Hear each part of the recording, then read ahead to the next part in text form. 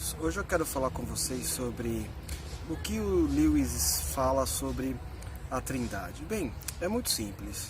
Normalmente nós temos algumas dificuldades sobre a Trindade, etc., explicar como Deus é três pessoas. Bem, eu irei falar em linhas gerais o que ele explica. Em primeiro lugar, nós temos que perceber uma coisa.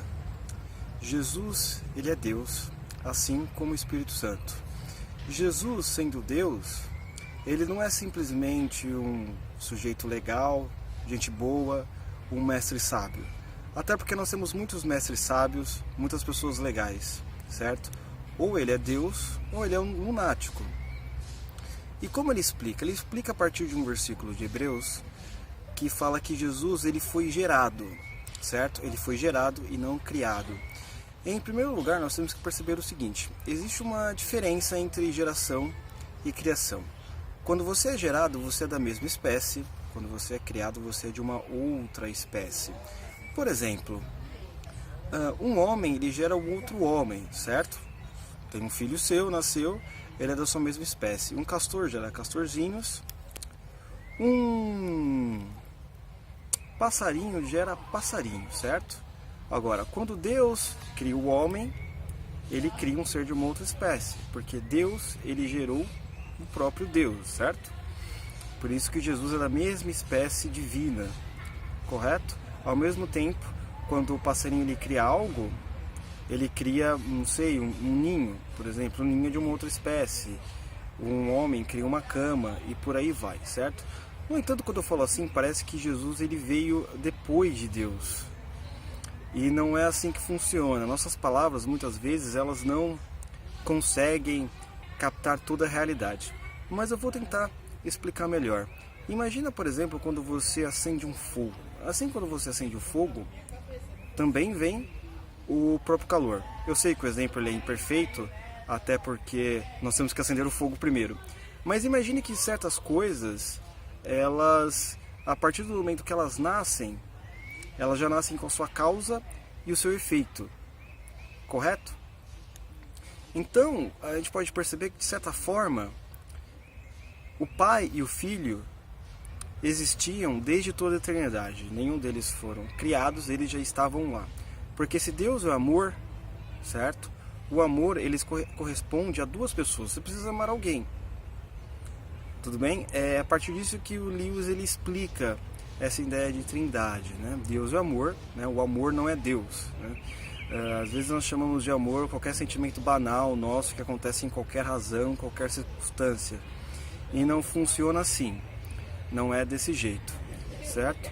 Eu sei que é muito difícil nós entendermos essa parte, mas Jesus e Deus, eles sempre existiram desde toda a eternidade por causa do próprio tempo, né? O tempo é uma questão muito difícil para nós entendermos, porque nós nascemos num tempo onde há passado, presente e futuro, certo? E Deus ele está acima disso, porque Ele é o próprio Criador do tempo.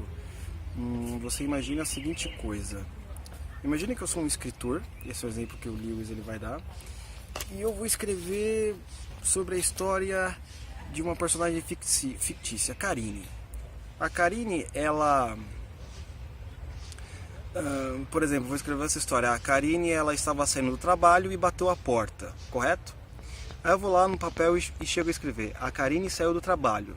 Não escrevo a última parte, bateu a porta. Sei lá, me dá uma vontade de ir no banheiro, aí depois eu vou comer, vou brincar com as crianças, vou dormir, eu saio, beleza. Passa 9 horas depois, eu continuo a história da Karine. Chego lá e escrevo a parte final, e ela bateu a porta. Dá pra perceber com esse exemplo que, enquanto para mim o criador da Karine passou 9 horas, para a Karine aquilo foi um lapso de tempo, certo? Eu sei que é um tanto quanto imperfeito, e o próprio Lewis ele fala isso, mas esse é um pequeno exemplo para a gente perceber como o tempo nosso, comparado com o tempo de Deus, é totalmente diferente, né? Nós não sabemos exatamente como funciona. O próprio Lewis fala que essa não é exatamente uma ideia que está na Bíblia. A Bíblia nem concorda nem discorda. Tanto é que ele fala, você pode simplesmente discordar dessa ideia se você quiser, né? Que essa ideia ela foi deduzida por grandes mestres cristãos, certo? E você veja bem, a partir dessa união entre Jesus e Deus nasce um espírito comum usar a palavra nascer é um tanto quanto complicado também nessa situação, tá?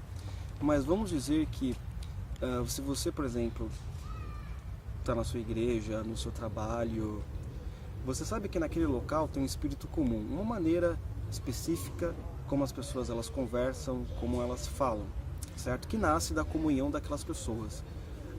Dessa união, Deus e amor, entre o Pai e o Filho, também você tem um espírito comum que é o próprio Espírito Santo, em linguagem técnica. O próprio Lewis fala que das pessoas, das 3 pessoas, o Espírito Santo é o mais ignorado, né? Enfim, isso também já é um outro assunto, certo? Então nós podemos imaginar que se o Pai é aquele que está à frente de nós, Jesus ao lado, nos ajudando, o Espírito Santo, ele é aquele que está dentro do nosso coração. Então, assim, eu sei que são só explicações gerais, tá? Não é nada específico, até porque a igreja demorou uns 300 anos para resolver esse problema e eu estou querendo falar em 6 minutos. Lembrando que são explicações gerais. Esse problema do tempo, ele pode gerar várias discussões, como livre-arbítrio, predestinação, que também não vem o caso nesse vídeo, é só para você entender mais ou menos como funciona. E se você quiser mais detalhes, leia Cristianismo Puro e Simples, certo? Eu posso também falar mais tópicos aqui. E eu agradeço desde já. Até mais.